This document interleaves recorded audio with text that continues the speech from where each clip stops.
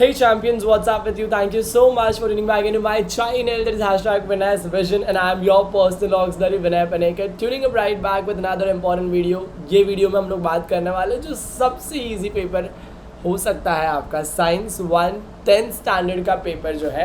I am telling it to you throughout the time. जो मैंने last years के paper को मैंने अक्यूमुलेट करके ये देखा है कि हर साल क्वेश्चन जो है ना साइंस 1 के पेपर में बहुत ज़्यादा ट्विस्टेड होके आते हैं. कोई एक यूनिक एलिमेंट ज़रूर रहता है जिसकी वजह से पेपर आपको थोड़ा सा अबाव एवरेज रख सकता है, जिस वजह से आपके मार्क्स जो है थोड़े बहुत खतरे में आ सकते हैं. But through out the time मैंने ये भी नोटिस किया है कि क्वेश्चन का जो पैटर्न है वो एक ही रहता है, बस पूछने के तरीके कई अलग अलग रहते हैं. आपको ये बात ध्यान रखना है कि आप हमेशा जब भी आप क्वेश्चन अटैम्प्ट करोगे तो आपको 2 बार 3 बार क्वेश्चन पढ़ना है साइंस 1 के. और जो भी क्वेश्चन जो लोग पूछते हैं आपको वो टेक्स्ट बुक से ही आते हैं. ऑलराइट, तो मैं यहाँ पर सारे के सारे टेक्स्ट बुक के जो इंपॉर्टेंस है आपके साथ मैं यहाँ पे शेयर करने वाला हूँ. अपनी टेक्स्ट बुक को लेकर बैठिए, स्टार आउट कर लीजिए वो सारी चीज़ें जो एग्ज़ाम में आने वाली है और उसी चीज़ को थोड़ा सा अच्छे से और रिवाइज़ कर लेना. तो अगर एग्ज़ाम में ये सारे क्वेश्चंस आते हैं जो मैंने ऑलरेडी प्रीवियस ईयर क्वेश्चंस को भी स्टार करके रखा है और जो एक्स्ट्रा इंपॉर्टेंट क्वेश्चन है जो मेरे तरफ से मैंने आपको दिया है उसमें से अगर आ जाएंगे तो आप डेफिनेटली मार्क्स 40 on 40 स्कोर कर पाओगे and it's easy. Alright, science 1 के पेपर में आपको एक बात ये बात ध्यान देना है कि आप उसके अंदर कुछ भी बकवास ना लिखें जो आपने history geography English Hindi Marathi में लिख चुका होगा और हिस्ट्री जोग्राफी में लिखने वाले होंगे. साइंस 1 में आप वर्ड टू वर्ड एक्यूरेट और प्रिसाइज वही वर्ड्स को यूज़ करना जो डेफिनेटली आंसर के साथ में मैच करता हो. अगर नहीं करता है तो प्लीज़ आप उसको स्किप कर देना, वो चलेगा.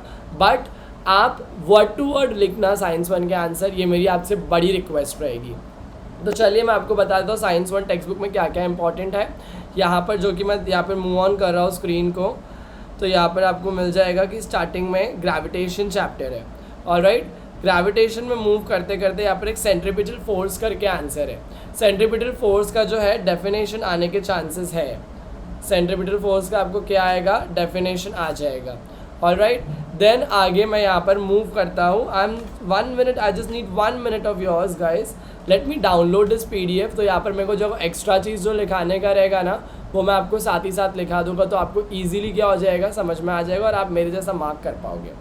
ऑलराइट, तो यहाँ पर मैंने सेव कर दिया इसको फाइल्स में और ये हमारे लिए वापस से रेडी है अच्छे से खुल जाने के लिए. ऑलराइट, तो यहाँ पे आपने सेंट्रीपिटल फोर्स को मार्क किया है. Next let me go on to file and open that science 1 textual importance. Now we can mark it together. यहाँ पर जो है सेंट्रीपिटल फोर्स मार्क होने के बाद केपलर्स लॉ को आपको मार्क करना है. केपलर्स के तीनों लॉ जो है Kepler's 3 laws are very important. Alright, Kepler's के तीनों लॉ आपको पता रहना चाहिए. इसे मेन लॉज भी आपने याद कर लिया. मेन लॉज, जो मेन लॉ है वो आपने याद कर लिया तो भी बड़ी बात है वो. ऑलराइट, एंड ये वाला जो डायग्राम है ये वेरी इंपॉर्टेंट डायग्राम है. ऑलराइट, इसको बिल्कुल स्किप मत करना और केपलर्स लॉ के आंसर को तो बिल्कुल स्किप करना ही मत. यहाँ पे मैंने इस पर लिखा भी है डोंट स्किप. ऑलराइट, चलिए आगे देखते हैं. एक बार ये डायग्राम को आप भी के अभी आपको प्रैक्टिस करना है. ऑलराइट, जैसे आपका ये वीडियो ख़त्म हो जाएगा देख के आपको उसको प्रैक्टिस करना और वीडियो को प्लीज़ लाइक करिए. आप लोग लाइक नहीं करते हो यार. लाइक नहीं करने की वजह से मेरा जो जितना भी पूरा वो रहता है ना मोटिवेशन वो थोड़ा सा डाउन हो जाता है. प्लीज़ लाइक करिए, कमेंट करिए एंड सब्सक्राइब करिए अगर आपने चैनल को अब तक सब्सक्राइब नहीं किया है तो. ऑलराइट, यहाँ पे केपलर्स 3rd लॉ आपको समझ में आ जाएगा. फर्स्ट लॉ सेकेंड लॉ भी ईजी है और डायग्राम बनाना बहुत कंपलसरी है. देन यहाँ पर on the page number 5th will get centre of mass of an object वाला जो है यहाँ पर पॉइंट, ये आप एक बारी वापस से अंडरलाइन कर लीजिए. Centripetal force uniform circular motion वाला. Speed is equal to distance travel upon time taken. Maybe an objective question, who knows, it will come in exam. Yes, यहाँ पर देखो low tides and high tides के formation कैसे होते हैं इसको एक बार रिवाइज कर लेना. ऑलराइट, नाउ ओवर हियर जब हम लोग नीचे और आते हैं we will get importance from which chapter, will get importance from the page number 14. यहाँ पे देखो ऑब्जेक्टिव बेस्ड क्वेश्चन जो क्वेश्चन नंबर 1 है, जो क्वेश्चन नंबर 2 में B है, इसको आप मार्क कर लीजिए. यहाँ पे क्वेश्चन नंबर 3 है. ऑलराइट, उसी के साथ में ये चैप्टर जो है ख़त्म हो जाता है. Now we move on to the next chapter that is question chapter number 2 periodic classification of element. Easiest chapter है. अगर केमिस्ट्री का चैप्टर में अगर कोई ईजी चैप्टर है तो ये है जिसमें न्यूलैंड्स लॉ ऑफ ऑक्टेव्स का 1 मार्क का डेफिनेशन डेफिनेटली आता ही है. 1 मार्क डेफिनेशन रहेगा आपको. ऑलराइट, या तो नहीं तो आपको कोरिलेशन आ सकता है। कोरिलेशन में ऐसा आएगा, डॉबरनियर का क्या है, ट्रायड्स है। ऑलराइट, तो आपको यहाँ पे बताना है न्यूलैंड्स का क्या है, तो न्यूलैंड्स का आपको पता रहना चाहिए, न्यूलैंड्स का है ऑक्टेव्स। ऑलराइट, इस तरीके से आपको ये बात ध्यान देना है कि अगर आपको क्वेश्चन जो 1 मार्क के है डेफिनेशन वाले, उसको आपको बिल्कुल भी इग्नोर नहीं करना है, वो ऑब्जेक्टिव्स में भी आ सकता है और जिसकी वजह से आपका मार्क्स बन सकता है। ऑलराइट चैम्पियन, चलिए आगे देखता हूँ मैं, यहाँ पर आपको बताता हूँ क्या है। यस, मेंडलीव के डीमेरिट्स आएंगे, एक तो मेरिट्स आएगा सबसे पहला और दूसरा आएगा डीमेरिट्स। डीमेरिट्स ज़्यादा इंपॉर्टेंट है, मेरिट्स के कंपैरिजन में डीमेरिट्स जो है रिपीटेड क्वेश्चन है। थ्रू आउट द टाइम, जब मैं 10th में था तभी भी मुझे ये क्वेश्चन पढ़ाया गया था, आज से 10 साल पहले बराबर, और आज भी मैं आपको यही बात बोलूँगा, ये रिपीटेड क्वेश्चन है। ऑब्जेक्टिव टाइप, ऑब्जेक्टिव के बिना उन लोग दूसरे तरीके से पूछते हैं, पर ये क्वेश्चन कहीं ना कहीं से तो बन के आता ही है। ऑलराइट, अगर ऑब्जेक्टिव में नहीं पूछेंगे तो लोग आपको डायरेक्टली ब्रीफ में पूछ लेंगे 5 मार्क्स के लिए, तो आपको ये लिखने आना चाहिए। देन यहाँ पर आगे बढ़ता हूँ मैं, यहाँ पे ये पीरियोडिक टेबल को है ना एक बार आपको देख के जाना है। एस ब्लॉक एलिमेंट कौन से ग्रुप में रहते हैं, डी ब्लॉक कौन से ग्रुप में रहते हैं, पी ब्लॉक और एफ ब्लॉक। ऑलराइट, लैंथेनाइड्स और एक्टेनाइड्स किधर रहते हैं, यहाँ पे रहते हैं, ये आपको बताने आना चाहिए। फिर जो इनर्ट गैस किधर है और क्या किधर है वो आपको बराबर से आइडेंटिफाई करने आना चाहिए among this entire modern periodic table. Alright, then मैं आगे बढ़ता हूँ, यहाँ पर we have importance coming from which page number now, we will move on to the exercise now। exercise में आप आगे देख लीजिए, यहाँ पर एक क्वेश्चन है, an element has its electronic configuration is 282, तो 282 कितना हो जाएगा, 12 हो जाएगा। now what is the atomic number 12, what is the group of this element आपको बताना है, 282 12। तो यहाँ पे मॉडर्न पीरियोडिक टेबल में आपको पता चलेगा कि जो इसका ग्रुप है वो कौन से नंबर पे है। ऑलराइट, तो यहाँ पर हम लोग को पता है 282 12 जो है यस ग्रुप 2 है, यस, और इसका नाम क्या है, मैग्नीशियम है। तो इस तरीके से आपने बता दिया तो आपका जो काम है ईजी हो जाएगा।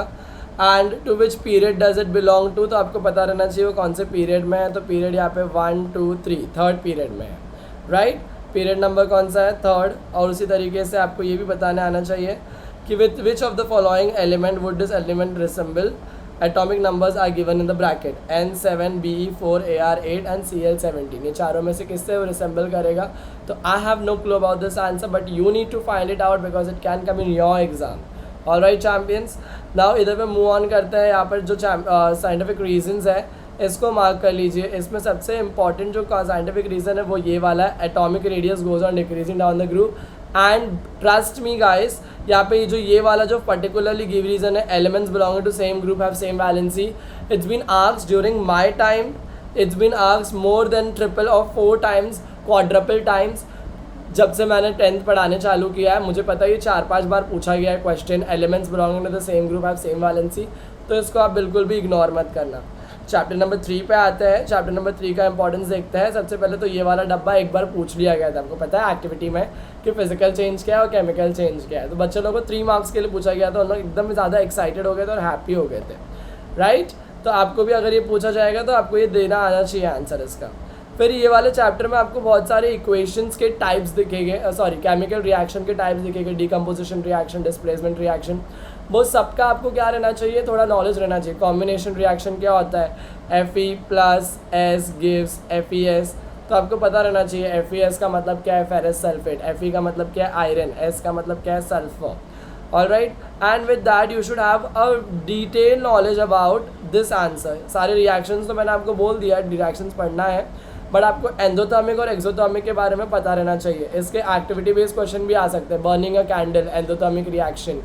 ऑलराइट, तो आपको ये सारी चीज़ अगर बराबर पता रहेगा कि एक्सोथर्मिक में क्या आएगा, एंडोथर्मिक में क्या आएगा, तो आप इसको इजीली वापस से क्रैक कर पाओगे अगर एक्टिविटी बेस्ड क्वेश्चन आएगा तो भी। एंड यहाँ पर जो 1 मार्क का डेफिनेशन आपको आ सकता है वो है कैटलिस्ट। कैटलिस्ट वो चीज़ है जो केमिकल रिएक्शन को इंक्रीज़ कर देती है, उसका स्पीड इंक्रीज़ कर देती है और कोई भी रिएक्शन में चेंज नहीं होता है। ऑलराइट, स्पीड इंक्रीज़ होने की वजह से। यहाँ पे oxidation and reduction is again an important question. This can be directly asked to you for 3 marks and you should not at all give a try of losing this 3 marks. Alright, so give it a good revision to this particular answer if you have already revised, and if you have not revised it just give it a blind I revision. तो आपको पता रहना चाहिए कि क्या है इस answer के अंदर, और अगर आ जाता है तो मैं उसको कितने अच्छे तरीके से अपने खुद के शब्दों में लिख सकता हूँ। Then we have rancidity question. Now rancidity question may be asked you in the form of give reason. All right, oil kept for a longer period of time become rancid. 2 marks के लिए आएगा, तो आपको पता रहना चाहिए कि rancid oil का मतलब क्या है, rancidity का मतलब क्या है, क्या होता है इसके अंदर, वनस्पति घी, वनस्पति ऑयल, ये आपको ये भी चीज़ पता रहना चाहिए कि इसके रिलेटेड क्वेश्चन आ सकता है। तो आपको रेडी रहना चाहिए कि रैंसिडिटी किस किस चीज़ में होती है। तो इस वजह से आपको जो क्वेश्चन जो आएगा एग्जाम में 2 या 1 मार्क के लिए, 1 या 2 मार्क के लिए आएगा। रैंसिडिटी का क्वेश्चन कभी 3 और 5 मार्क में नहीं आएगा, और आएगा तो भी 1 मार्क की उसका इंपॉर्टेंस रहेगा, वेटेज रहेगा। तो मैं आपको बता दूँ, ये भी 1 मार्क का जो कॉन्सेप्ट है आपको छोड़ना नहीं है ये पर्टिकुलर चैप्टर में। ऑलराइट, देन वी हैव इधर बैलेंस्ड इक्वेशन के बारे में आपको समझाना है। यहाँ पर जो है again it is recommended to use air tight container for storing oil for a long time. मैंने बोला ना रैंसिडिटी का क्वेश्चन आएगा ही आपको, तो ये एक बार आपको रिवाइज करना है। ऑलराइट, अब मैं आपको बता दूँ ये जो क्वेश्चन नंबर 5 है, ये मोस्ट इंपॉर्टेंट क्वेश्चन है। मैं इसको मोस्ट इंपॉर्टेंट क्यों लिख रहा हूँ, देखो, क्योंकि ये लास्ट टाइम पूछा जा चुका है, लास्ट टाइम मतलब लास्ट ईयर्स में पूछा जा चुका है। एंड यहाँ पे इतना इजी तरीके से क्वेश्चन पूछा गया था ना चैम्पियंस। यहाँ पे ये बॉक्स के अंदर कुछ भी नहीं लिखा हुआ था, यहाँ पर एक रिएक्शन को बॉक्स बना दिया गया था। ऑलराइट, और यहाँ पे इसको एक बॉक्स बना दिया गया था, रस्ट के फॉर्मूले को बॉक्स बना दिया गया था। ऐसी कोई 3 चीज़ को बॉक्स बना दिया गया था, और 1 मार्क का एक का वेटेज रखा गया था। तो मैं आपको बोलता हूँ कि अगर आपने ये डायग्राम को ही अच्छे से दिमाग में बिठा लिया है, रस्ट का फॉर्मूला क्या है, वाटर क्या है, एनोड और कैथोड के बारे में, एंड इसके ब्रीफ को भी अगर आपने थोड़ा सा रिवाइज कर लिया, तो डेफिनेटली आपके जो मार्क्स है वो आपके ही कंट्रोल में रहेंगे और आपके पास रहेंगे। मैथ्स द कॉलम में आपको ये बात ध्यान रखना कि कौन से केमिकल रिएक्शन को कौन सा नाम दिया जाएगा या कौन सा टाइप रहेगा। ऑलराइट, देन आगे मैं बढ़ता हूँ, इफेक्ट्स ऑफ इलेक्ट्रिक करंट, ये 4th नवा चैप्टर है, sorry. Then over here we have question coming from page number 53 में राइट हैंड थंब रूल जो दिया हुआ है, इसको आपको इंपॉर्टेंट मार्क करना है। और राइट हैंड थंब रूल, जितने भी थंब रूल्स है ना उसको आपको अच्छे से रिवाइज करना है। सॉलिनॉइड का मतलब क्या होता है, ऑलराइट, तो सॉलिनॉइड का मतलब क्या है, when a copper wire with resistive coating is wound in a chain of loops it is called as solenoid. ये आपको डेफिनेशन पता रहना चाहिए। 1 मार्क के इंपॉर्टेंस 1 मार्क के ऑब्जेक्टिव में भी आ सकता है ये, और ये कभी ना कभी एक्टिविटी बेस्ड क्वेश्चन में भी आ सकता है। ऑलराइट, फिर जो थंब रूल्स था मैंने आपको बोला था एक बार ध्यान रखना, उसी तरीके से फ्लेमिंग्स का जो रूल है वो आपके दिमाग में रहना चाहिए। इलेक्ट्रिक मोटर कौन सी एनर्जी को कहाँ कन्वर्ट करती है, डिस्टिंग्विश बिटवीन, देखो इलेक्ट्रिक मोटर और इलेक्ट्रिक जनरेटर की मैं आपको खासियत बता देता हूँ। ये क्वेश्चन आपको डिस्टिंग्विश फॉर्म में भी आ सकते हैं, electric motor, electric generator. Brief for 5 marks के लिए भी आ सकते हैं, ब्रीफ जो आपके 5 मार्क्स के लिए उसमें भी आ सकते हैं। और उसी के साथ में मेनली आपको ये क्वेश्चन आएगा, will come for objectives, objective base में भी आ सकते हैं। तो आपको पता रहना चाहिए इलेक्ट्रिक मोटर के जो ये जो डायग्राम है ये, और इसका थोड़ा बहुत जो ब्रीफिंग है वो ब्रीफिंग आपको नॉलेजेबल तरीके से अपने दिमाग में बिठा के रखना है। ऑलराइट, रट्टाफाई नहीं करना है लास्ट मोमेंट पे, आपको पता रहना चाहिए कि वर्ड्स का मतलब क्या है। देन ओवर हियर गैल्वेनोमीटर जो है, गैल्वेनोमीटर का मतलब ही क्या होता है, which works on what, galvanometer detects the potential difference I guess, where is it,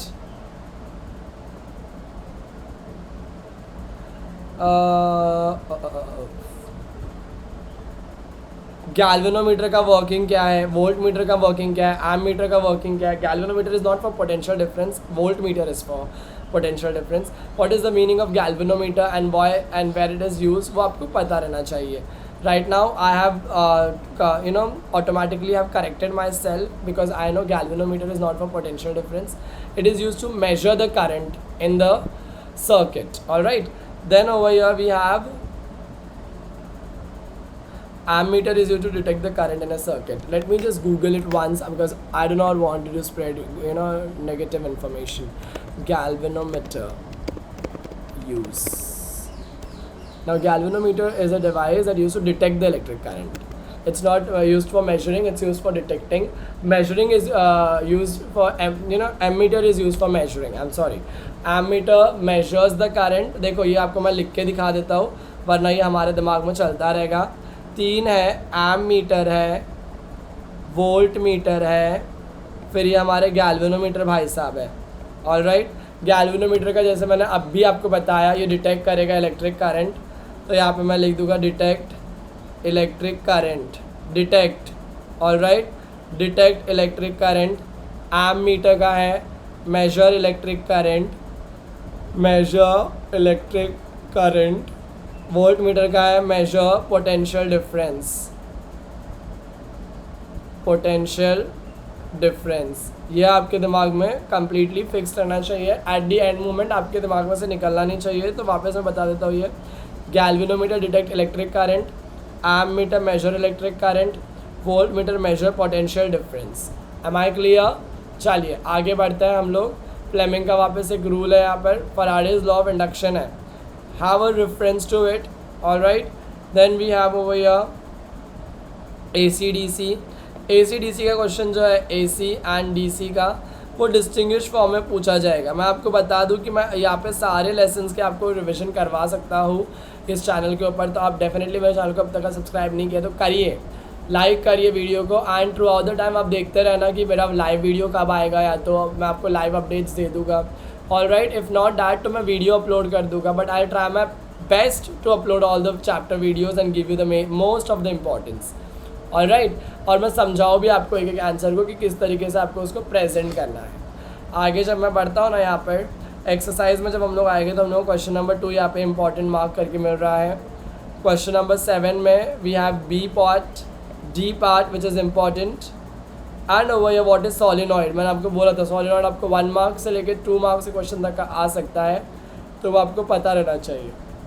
उसी तरीके से डायग्राम में आपको दिख रहा है यहाँ पर एक राइट हैंड है, यहाँ पर एक लेफ्ट हैंड है. तो आपको इसको बताने आना चाहिए एरोस का मीनिंग क्या है और ये एरोस क्या सिंडिकेट कर रहे हैं. Alright, then we have chapter number 5 heat. Chapter number 5 heat जो है वो क्या है. चैप्टर नंबर 5 हीट में हम लोग यहाँ पर देख सकते हैं कि यहाँ पर वाटर लिक्विड के बारे में बताया गया है, जो एक 5 मार्क्स स्ट्रेट क्वेश्चन बन सकता है. 5 मार्क्स का ब्रीफ क्वेश्चन बन जाएगा ये, जो इम्पॉर्टेंट है. आप इसको प्लीज़ एक बार ही देख लेना. और टाइप्स ऑफ लैटेंट हीट वो आपको पता रहना चाहिए. लैटेंट हीट ऑफ वेपराइजेशन वो आपको सारे डेफिनेशन उसके याद रहना चाहिए. What is regulation. Then over here ये ग्राफ जो है अगेन 5 मार्क का मेजर ग्राफ है. ये 5 मार्क्स के ब्रीफ में आ सकता है एंड मोस्टली 3 मार्क्स में पूछा गया है. ये वाला ग्राफ, ये वाला जो ग्राफ है ये 3 मार्क के लिए पूछा गया है, तो आपको इसका नॉलेज अच्छा खासा रहना चाहिए. एंड ये वाला ग्राफ जो है इन लोग 5 मार्क के लिए पूछे हैं. नेक्स्ट जब मैं आता हूँ नेक्स्ट पेज में वी हैव एक्वेटिक एनिमल्स के बारे में question is there over here. तो क्वेश्चन यहाँ पर आपका क्या बना था देखो. Yes, in region with cold climate the aquatic plants और animal can survive when the atmospheric temperature goes below 0 degree Celsius. Alright, तो ये गिव रीज़न रह सकता है. यहाँ पर गिव रीज़न उन लोग कैसे सर्वाइव कर पाते हैं, तो आपको यहाँ पर बताना है एनामोलिस बिहेवियर ऑफ वाटर के आंसर के बारे में. ऑलराइट, रिलेटिव ह्यूमिडिटी का फॉर्मूला आपको पता रहना चाहिए. इसके बेस पे सम्स आ सकते हैं जो आपके unseen I am so sorry जो आपके न्यूमेरिकल्स जो रहते हैं वो यहाँ से आएंगे. नेक्स्ट इसी के साथ में ये सम्स जो है मैं आपको ट्राई करूँगा मैं मेरा बेस्ट कि आपको मैं पढ़ा पाऊँ और पढ़ा सकूँ. ऑलराइट, क्योंकि इजी है. जो टेक्स्ट बुक में मेथड दिया है वो बहुत ही काफ़ी ज़्यादा बकवास मेथड है. मैंने मेरे स्टूडेंट्स को बहुत इजी मेथड से करवाया है ये सारे क्वेश्चंस जो न्यूमेरिकल्स के हैं. और मुझे और सिर्फ मैं आपको बता दूँ हीट चैप्टर के न्यूमेरिकल्स, लेंसेस और एक और क्या है रिफ्रैक्शन ऑफ लाइट, ये चैप्टर के जो न्यूमेरिकल्स है आपके दिमाग में बैठे रहने चाहिए. चैप्टर नंबर 1 और चैप्टर नंबर 10 में जो आपको आता है वो अच्छी बात है. जो नहीं आता है उसको लास्ट मोमेंट पे आप अपना सर नहीं फोड़ोगे उन न्यूमेरिकल्स को सॉल्व करने के लिए. मैं आपको भी बता दे रहा हूँ यहाँ पर मैं 5th, 6th और 7th के न्यूमेरिकल्स एक बार ही ले लूँगा आपके लिए और आपको आपके डाउट्स क्लियर करके दे दूँगा. But apart from that I would request you, beg you and would also ask you that do not at all touch the numericals of 1st and 10th chapter if you are not aware of it. Last moment पे 2 दिन में आप कुछ नहीं कर पाओगे अगर आप सोच रहे हो करने के लिए. आप वही करिए जो आपने ऑलरेडी कर चुका है. ऑलराइट, मैं जब जंग पे लिख लूँगा तो ये नहीं देखूंगा कि मेरे साथ में कितने लोग आ रहे हैं, मैं ये देखूंगा कि मेरे साथ में जितने लोग आ रहे हैं उन लोग पावरफुल है क्या नहीं है, जिन्होंने लड़ाई कर सकते हैं क्या नहीं कर सकते हैं। ना कि मैं जंग पे जाने के एक दिन पहले किसी सिपाही को लड़ने सिखा रहा हूँ, ऐसा लड़ वैसा लड़, जो एकदम फ्रेश है। Do not do that, alright. जिसके साथ में एक्सपीरियंस्ड हूँ मैं, जो नॉलेज के साथ में मैं उसी नॉलेज को रिवाइज करके अपने अंदर जो है रिटेंशन को क्रिएट करूँगा, ना कि कोई नॉवेल्टी क्वेश्चंस को लेकर मैं अपने दिमाग को रोस्ट करने बैठूँगा। ये आपको दिमाग में आपके बिठा के रखना है। Nothing new should be done at the last moment. Refraction of light में लॉज ऑफ रिफ्रैक्शन है, 3 लॉज ऑफ रिफ्रैक्शन है, वो आपको तीनों के तीनों लॉज पता रहना चाहिए। 9th का क्वेश्चन है ये, ऑलराइट। देन ओवर हियर ये जो रे डायग्राम है यहाँ पर, डेंसर मीडियम, रैरर मीडियम, ये आपके दिमाग में रहना चाहिए। उसी तरीके से जो ट्विंकलिंग ऑफ स्टार्स है, मिराज का क्वेश्चन है, या ये प्लैनेट और स्टार का क्वेश्चन है, एंड रेनबो का फॉर्मेशन का क्वेश्चन है। ये 4 क्वेश्चन जो है ये इम्पोर्टेंस रखते हैं। और इसके साथ में एक क्वेश्चन जो इम्पोर्टेंट है वो है डिस्पर्शन का। तो ये डिस्पर्शन का जो क्वेश्चन है ये आपके दिमाग में रहना चाहिए, इसका ब्रीफ क्वेश्चन बन के आ सकता है, ऑलराइट। ये रेनबो वाला जो है, रेनबो तीनों चीज़ का फिनोमेना है, रिफ्लेक्शन, रैरफ्रैक्शन एंड रिफ्रैक्शन। तो ये आपको पता रहना चाहिए, ऑलराइट। दैट डिस्पर्शन भी आपको बोलना है, reflection, refraction and dispersion, refraction and total internal reflection, alright. तो यहाँ पर एक्सरसाइज में हम लोग देखते हैं, एक्सरसाइज में कुछ ज़्यादा इंपॉर्टेंट नहीं है, सिर्फ आपको एक बार ही ना अच्छे से ये वाले सॉल्व एग्जाम्पल्स को देख के जाना है, ईजी है। 7th चैप्टर में आके देखते हैं हम लोग। लेंसेज है चैप्टर का नाम। लेंसेज में आपको बता दूँ 2 मेन इंपॉर्टेंट आंसर है, मायोपिया और हाइपोमेट्रोपिया। ये सारे जो भी रे डायग्राम है इसको आपको एक बार ही प्रैक्टिस करना है, और नीचे के जो रूल्स है वो रूल्स पढ़ना है। Image form by convex lens, okay. ये डब्बा सिर्फ आपको रेफर करना है, 3rd क्लास डब्बा है ये, मैं आपको बता दूं, बट फिर भी आपको रेफर करना है, क्या पता वहाँ से क्वेश्चन आ जाए। आपको ये बात पता रहना चाहिए कि नेचर ऑफ द इमेज हमेशा रियल एंड इन्वर्टेड रहता है।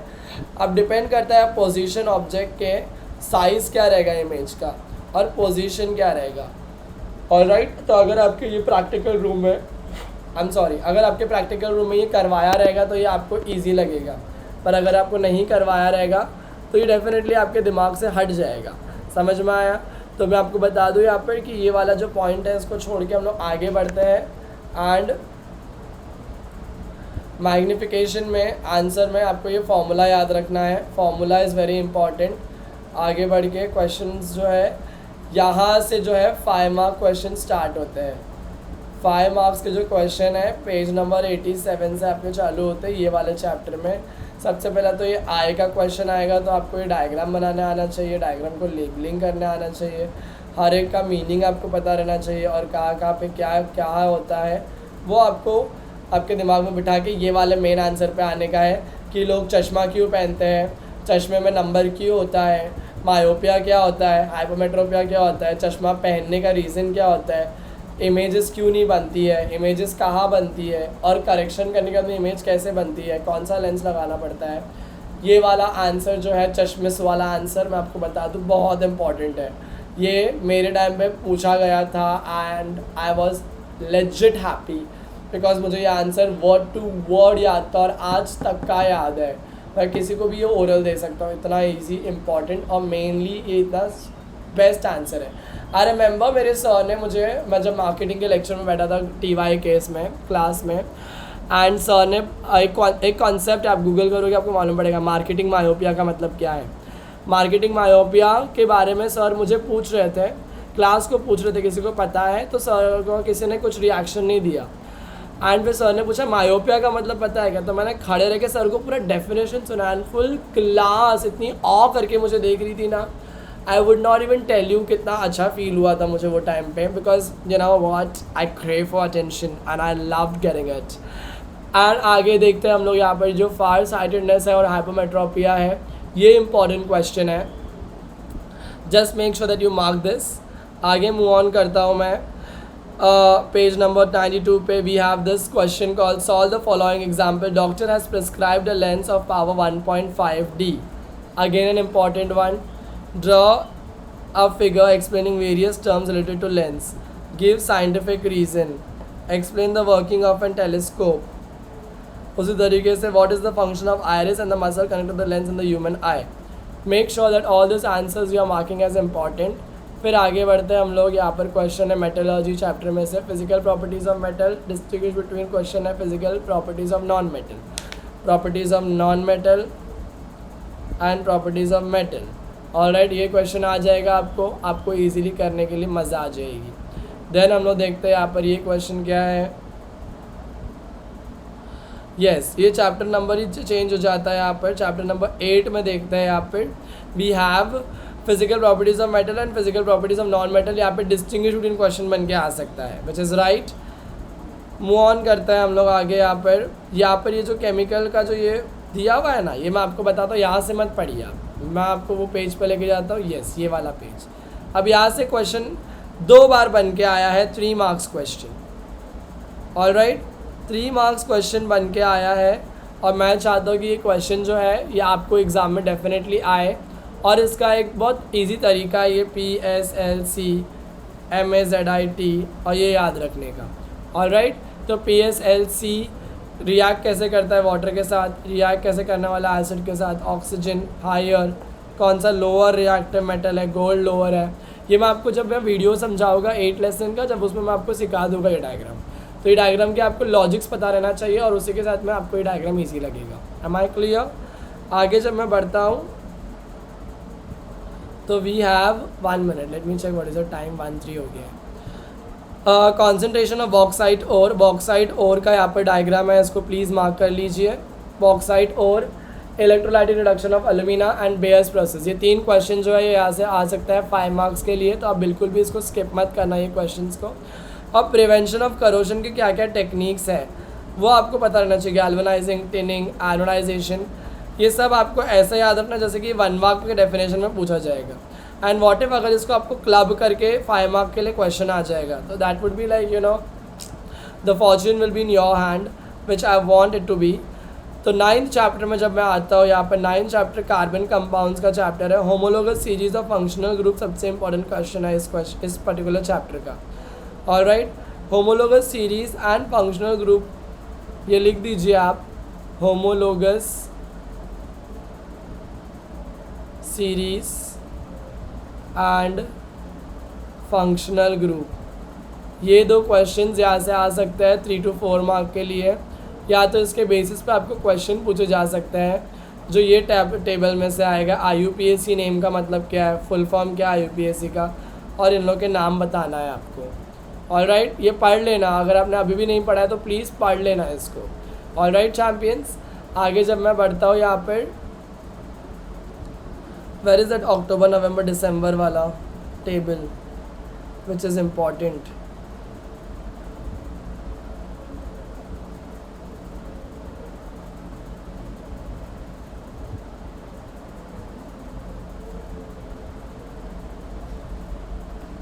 Alright, I'm not getting the table, but for sure once when I'll get it, I'll just tell it to you what is important in that, and मैं वो वाले video में बता दूंगा आपको 9th चैप्टर के, जिसमें से आपको वो टेबल जो है बहुत इंपॉर्टेंट टेबल है। टेक्स्ट बुक में नहीं दिख रहा है मुझे, मेरे ख्याल से डाइजेस्ट में मैंने देखा है, तो मैं आपको दिखा दूंगा वो जब मैं वीडियो पढ़ाऊँगा आपको। ऑलराइट, चलिए यहाँ पे देखते हैं। टाइप्स ऑफ सैटेलाइट है, फंक्शन ऑफ सैटेलाइट है, नेम ऑफ इंडियन सैटेलाइट है। तो ये आपको पता रहना चाहिए कि सैटेलाइट का टाइप्स क्या है, मीनिंग क्या है और किस काम में आ सकती है ये।